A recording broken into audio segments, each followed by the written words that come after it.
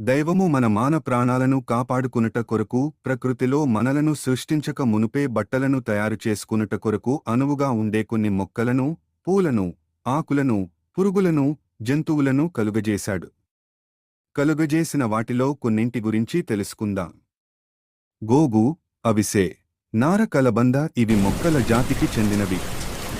ఈ మొక్కల కాండం పై భాగము నుండి వచ్చు తాట లో ఉండే నారపోగులను అనేక పద్ధతుల ద్వారా శుద్ధి చేసి వేరుపరిచి బట్టలు, తివాచులు, తాళ్ల నేసే దారమును తయారుచేసి దాని ద్వారా అనేక పద్ధతులైన చేనేత, పెద్ద పెద్ద యంత్రాల ద్వారా నార బట్టను తయారు చేయుచున్నారు.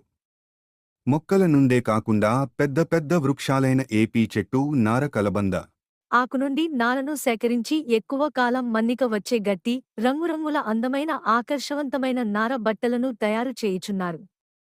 దూది మనకు బట్టల కొరకే కాకుండా